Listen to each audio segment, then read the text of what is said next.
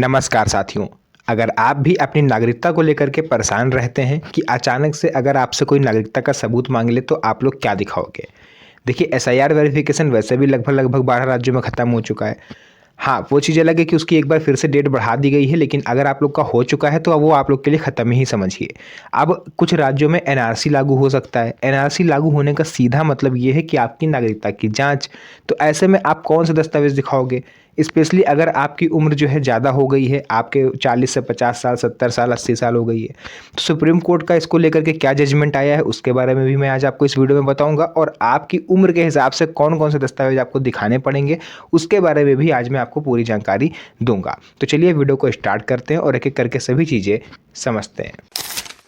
तो वीडियो में आगे बढ़ने से पहले सबसे पहले आप लोग को सिटीजनशिप एक्ट 1955 के बारे में पता होना चाहिए। भारतीय नागरिकता अधिनियम 1955, इसकी पूरी जानकारी आपको होनी चाहिए। आखिर ये एक्ट क्या कहता है और कैसे ये अपने देश के नागरिकों को सुरक्षा देता है।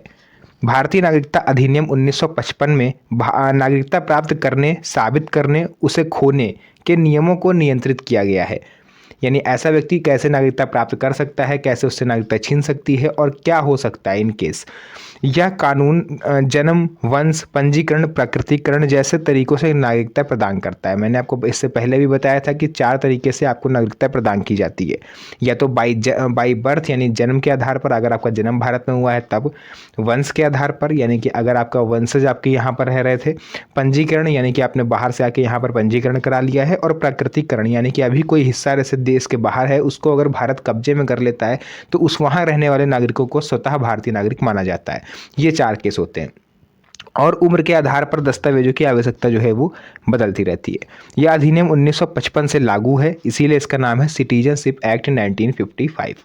और 1987 और 2004 के बीच इसमें संशोधन किया गया। अब वो संशोधन क्या है वो भी आज मैं आपको इसी वीडियो में बताऊंगा, जिससे जन्म आधारित नागरिकता के नियम थोड़े से सख्त हो गए हैं।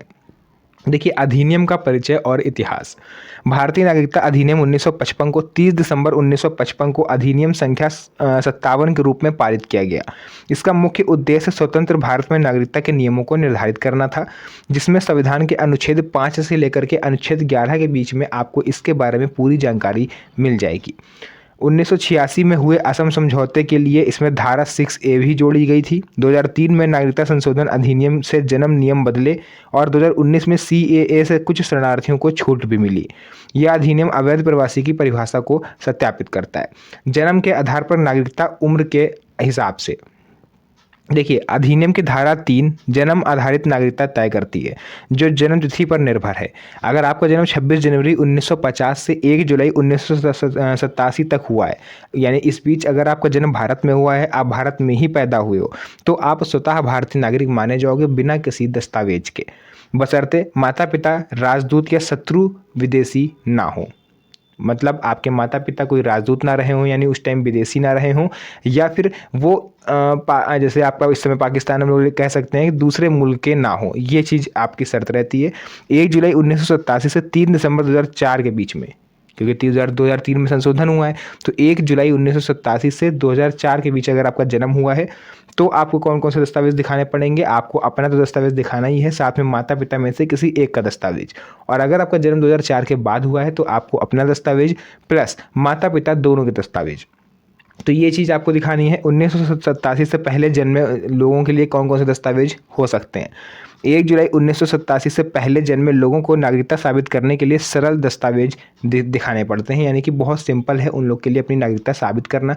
जितना कि आप लोग समझते हो कि यार कि मेरे पास जन्म से रिलेटेड कागज़ नहीं है, मेरे पास कोई प्रूफ नहीं है, मैं कैसे नागरिकता साबित करूँगा, तो सबसे ज़्यादा आप ही लोग के लिए सुविधा है, ये समझ लीजिए। अगर आपका जन्म वाकई 1987 से पहले हुआ है तो आपके पास कोई ना कोई एक ऐसा दस्तावेज जरूर होगा जो ये साबित कर दे कि आप 1987 से पहले से भारत में रह रहे हो। बस आपको उसी दस्तावेज को खोज के अधिकारियों तक पहुंचाना है। मान्य दस्तावेज जैसे कि जन्म प्रमाण पत्र, कक्षा 10 की मार्कशीट लग सकती है, जाति निवास प्रमाण पत्र आपका लग जाएगा, भूमि आवंटन यानी कोई रजिस्ट्री वगैरह हो तो आप दिखा सकते हो, पुराना पहचान पत्र 1987 से पहले का अगर जारी हुआ तो वो आप दिखा सकते हो, स्कूल रिकॉर्ड यानी आपने कक्षा 2री, 3री, 5वीं, 8वीं, 10वीं जहाँ तक पढ़ा हो उसका रिकॉर्ड आप दिखा सकते हो। इसके अलावा आधार कार्ड, पैन कार्ड आपकी नागरिकता का प्रमाण नहीं है, वो आपको नहीं दिखाना है। पुराने स्कूल रिकॉर्ड या जन्म स्थान के साथ साथ आप चाहो तो अगर आपकी सरकारी जॉब है तो आप उसका एक प्रमाण पत्र भी दिखा सकते हो या फिर पेंशन लेटर भी आप दिखा सकते हो। तो ये था 1987 से पहले जन्मे लोगों के लिए।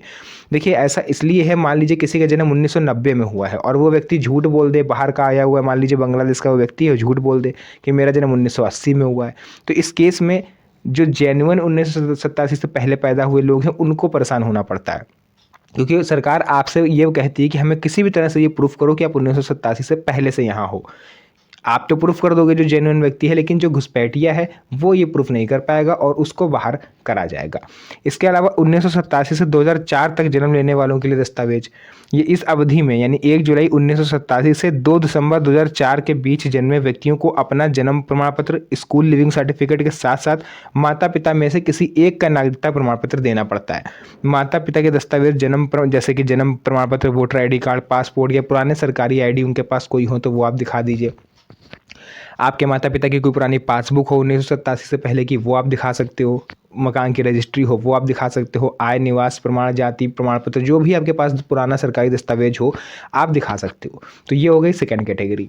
इसके अलावा 2004 के बाद जन्म लेने वालों की नागरिकता, 3 दिसंबर 2004 के बाद जन्मे बच्चों के लिए दोनों माता पिता के नागरिकता प्रमाण पत्र जरूरी हैं। अगर वो विदेशी हैं तो, अगर भारत के ही रहने वाले हैं तो उनको भी सुप्रीम कोर्ट की तरफ से बताया गया 11 दस्तावेजों में से कोई एक दस्तावेज अपना दिखाना होगा। यानी अगर आपका जन्म 2004 के बाद हुआ है या फिर आपके घर में किसी बच्चे का जन्म 2004 के बाद हुआ है तो उसका एक दस्तावेज और माता पिता का दोनों का एक एक दस्तावेज आपको दिखाना पड़ेगा। तो ये सब डॉक्यूमेंट होते हैं उम्र के आधार पर। अन्य तरीके पंजीकरण और प्राकृतिकरण के, धारा 5 पंजीकरण की अनुमति देती है भारतीय मूल के व्यक्ति 7 वर्ष निवास पर या भारतीय से विवाह व्यक्ति धारा 6 के तहत। देखिए अगर कोई विदेशी व्यक्ति भारत में आके किसी महिला से या कोई पुरुष से शादी कर लेता है या लेती है तो और 7 साल वो भारत में रह लेते हैं तो उनको कानूनन रूप से नागरिकता दी जा सकती है। ये सरकार का नियम है, ये संविधान में अनुच्छेद 5 से 11 के बीच में आपको मिल जाएगा। तो ये ज़रूरी चीज़ें थी जो मुझे लगा आप लोग तक बताना चाहिए। बाकी अगर आपके जन्म 1987 से पहले हुआ है तो कोई भी आपसे नागरिकता का प्रमाण पत्र नहीं मांग रहा है, कोई भी आपसे ये नहीं कह रहा है कि आप अपना डॉक्यूमेंट दिखाओ वरना हम आपको देश से बाहर कर रहे हैं, क्योंकि स्पेशली सीनियर सिटीजन्स को इसमें छूट मिली हुई है।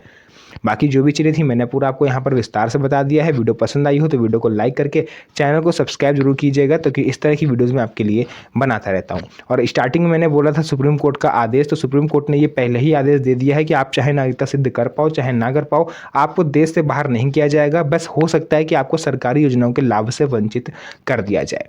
तो जो भी चीज़ें थी पूरा मैंने विस्तार से बता दिया है। वीडियो को ज़्यादा से ज़्यादा लोगों तक शेयर करिए जिनको इस बारे में जानकारी नहीं है। तो फिलहाल के लिए आज की इस वीडियो को यहीं तक रखते हैं। मिलेंगे आप सभी से नेक्स्ट वीडियो में एक और अच्छी इंटरेस्टिंग मज़ेदार वीडियो के साथ। तब तक के लिए धन्यवाद। जय हिंद।